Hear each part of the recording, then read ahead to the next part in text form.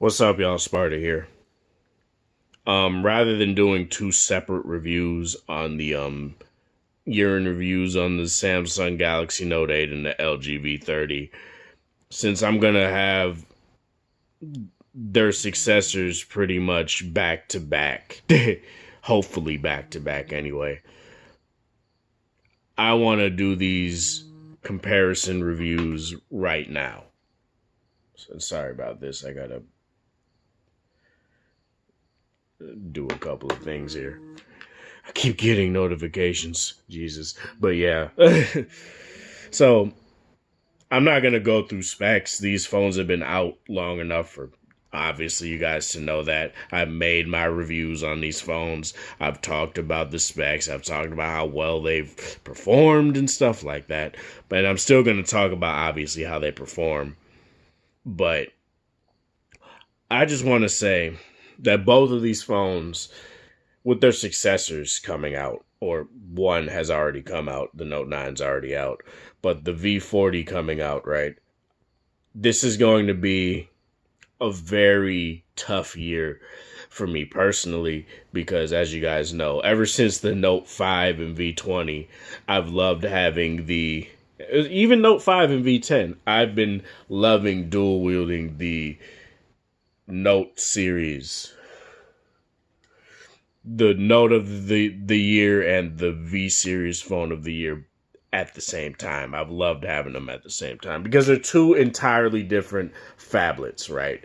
They're not by any means similar in any way. Well, they're similar in the fact that they're big phones and that they have, a similar screen technology, similar specs, stuff like that. But I'm talking about the philosophy at what both of these companies are doing are different. The Note is a productivity phablet, right? The V series, the LG V series, is the audio pioneer, the video and photo pioneer. Everything, like, it's literally content create. It's the phone you want to get if you want to be if you want to take content creation semi seriously and not have to break the bank on like a $1,500 camera or something like that. The V series has always been that thing that a lot of even like professional photographers have been saying, yeah, I use the V30 and I love it a lot as it's a point and shoot camera because it gives them the granular controls and all that stuff, right? And that is something that having two phones that contrast each other in that way, you have the best of both worlds. And not everybody can spend, basically $1,600, well, $1,700. This was damn near $1,000 when it came out. So I'm going to say $1,800 worth of, phones. No one has that type of money, I don't even have that type of money. I just do month to month payments on them and pay them off when I have enough money to do so.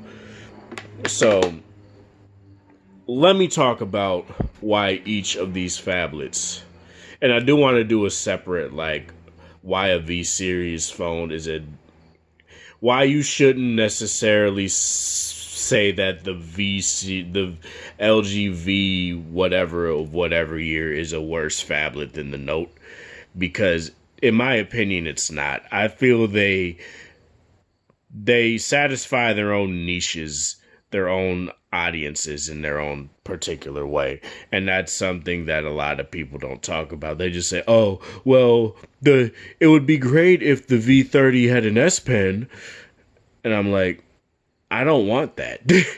I don't want a V30 with an S Pen, to be quite honest, because it's just this thing where then why would I get a Note? Because I'm going to just say this, like the LG Stilo series is basically the budget Note line, right? They literally do basically everything identically to the Note, just cheaper. And that's just like, if they were to add a stylus to the V40, right? If they were like, yeah, you guys get a stylus with this, not even S, and there's nothing comparing to the S Pen. There's nothing when it comes to like, a phone anyway, because it comes with a specific kind of, digitizer. It comes with, the suite of software. It's different compared to, your Stilo series, because it's not just, it's just this capacitive pen that works because you tap it on the screen, that you can basically do with every other screen. Sure, it works with software and stuff like that with the Stilo, but it's not as advanced, obviously, because a lot of R&D dollars and a lot of, time and effort has been put into making the S Pen what it is, and making the Note line as iconic as it is, and why a lot of people say it's the king of the phablets. Which, if it's the king of the phablets, the V series would be the Thane. It would definitely be that. And if you don't know what the Thane is, say whenever the Note line gets shafted out of existence or something like that, the V series would most likely be the king of phablets at that point in time. Because the iPhones don't do everything that an Android phablet can do. You don't have any sort of multitasking. You don't have any of that, obviously. And that's just something that I believe that if the Note were to finally go away, because I don't see, it's hard for me to say the S9 Plus is a phablet, because it's just a bigger S9 at the end of the day. So I don't see that I see a phablet as a big phone with a purpose. The only reason that the S9 Plus is a big phone is because people like big phones, right? And it allows them to put a bigger battery in there and all that stuff, right? That's pretty much the only reason why the S9 Plus exists. The Note still has a reason to exist, which is why I don't get why people are like, oh, just stop making the Note and just put an S Pen with the S9 Plus, or stop making the goddamn S9 Plus and just put the damn Note there.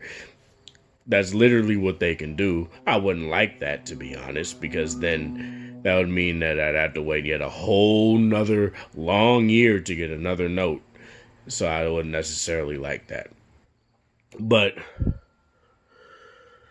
yeah. So in terms of performance, both of these phones are still really good. Like Snapdragon 835 across the board on both of these. 4 gigs, 6 gigs. I know I literally said I wasn't going to do specs, but I'll do a mini rundown. 6 gigs, 4 gigs. Both have OLED displays, 6.0 inch, 6.2 inch, I believe this one has, or 6.1. It's hard to remember. Super AMOLED, POLED. And a lot of people say, oh, LG's OLED's not as good. No, it is. It's as good, if not like maybe slightly lesser. But in my personal opinion, I like the display on the V30 a bit more, because it doesn't have that like warm color temperature it doesn't have a warmer color temperature, and that's what a lot of Samsung phones tend to have, because they like to oversaturate every single color. So that and having that warmer color temperature messes with my eyes. So the V30's display is more pleasing to use. Headphone jacks, hi-fi quad DAC on here. Clearly superior. I'm not going to talk about that. Speakers are... The V30's is louder, but tinier. Like a bit tinier. And none of them obviously get to the level of the LG G7. But for phones pre-boombox speaker, they're serviceable when it comes to a bottom firing speaker array. USB-C on the bottom of both. I will say that in terms of like, convenience, I like the headphone jack better on the bottom than I do on the top. But that's neither here nor there. That's a very minor thing. I'm not necessarily going to say that's a point to the Note 8, but it's something that I do indeed see as something to point out.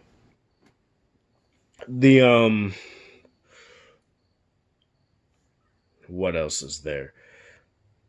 Overall performance, as I said, has been great. I've been using my V30 mainly as a Wi-Fi phone. I've just been having it around the house to like play the casual game or something like that. Just keep popping up.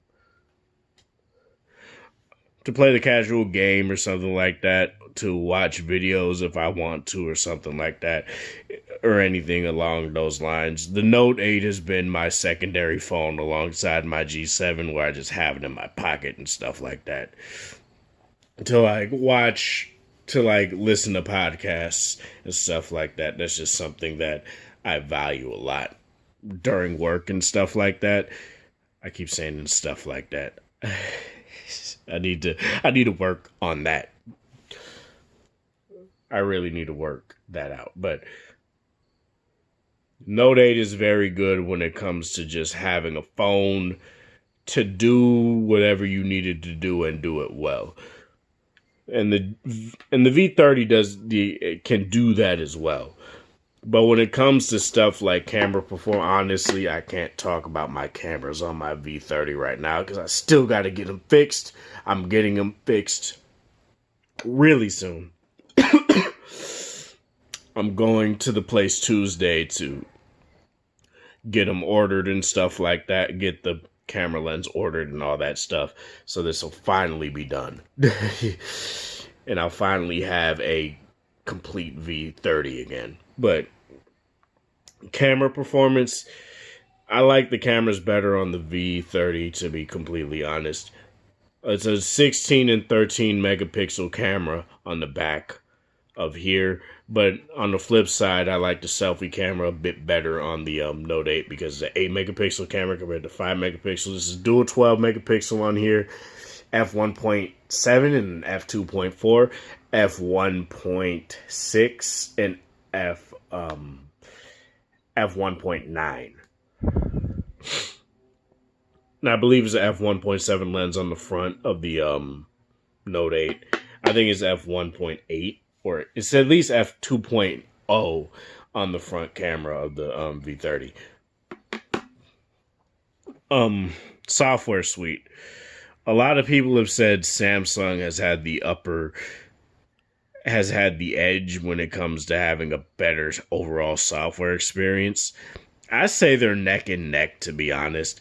Like, I don't necessarily like love the look of either UI. Like, I just typically put like a dark theme on it.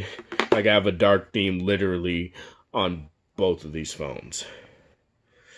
And that's just because I can't necessarily take the whole super colory nature of how both companies want to have their user interfaces. So yeah, and the OLED displays on both of these phones really complement that well. Always on displays. Always on display has always been brighter on the V30. Like, it gets very bright. It does get fairly bright on the Note 8, but it's not nearly as bright, if I'm gonna be real. Battery life performance. Obviously, I can't speak on LTE when it comes to like V30 right now because it's obviously not on LTE. But I will say that comparing both these 3,300 milliamp hour batteries over the time that I've had for both of these phones, 2 units, because I got jumped and my original ones got jacked. Both of these have had very, very good, if not just exceptional, battery performance. The V30 has always been better. Even in my previous units, the battery life was better. So that's just something I do want to point out.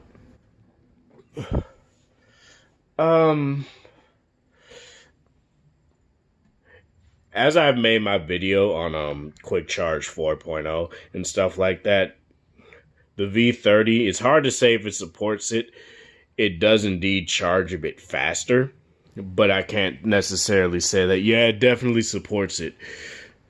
The Note 8 doesn't support it at all because Samsung uses adaptive fast charging, which is Quick Charge 2.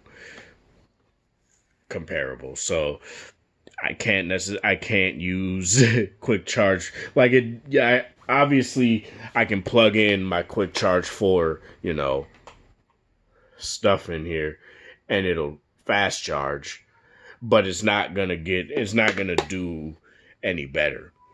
It's gonna charge maybe as fast, if not slightly faster. So quick charge 3. I'm gonna just go by how both of these phones were marketed. Quick Charge 3, adaptive fast charging. Quick Charge 3 is definitely faster going up to 90. Samsung, for whatever reason, they go fast enough going up to 90, but they get to 100 quicker. And that's just something that is kind of odd, but it's whatever. What else?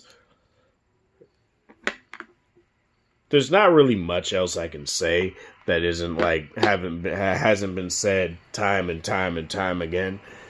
And I can't necessarily talk about whether or not the Note 8, if the Note 9 is going to be the successor for you compared to the Note 8, or the V40 is going to be the successor to V30, if it's going to be, worth it, because I don't have those phones yet. But when I do have those phones, I definitely will talk about it. Sorry for making this super long video. Oh, God. But I really just wanted to make this. This is part of the thing, guys, for watching. Thanks for the support. Hope you guys have a wonderful Friday or whatever time of day it is in the area. Have a good one. If you like this video, like it. If you dislike it, dislike it. Share with people that are interested in this sort of content. If you're new to the channel, subscribe. Hit that subscribe button. If you're new, hit the notification bell icon to know when I upload my next video. And if you have any, if you have any of these phones, let me know if you have both of these phones, because I know it's not just me that uses the Note 8 and V30 simultaneously, or that have used them simultaneously. So let me know in the comment section down below. Or if you have like the V30 and Note 9 and are gonna get the V40, let me know how your experience has been with the Note 9 compared to the V30. But yeah, have a good one, you guys. Thanks for 550 subscribers, and I'm out of here. I gotta get to bed for work.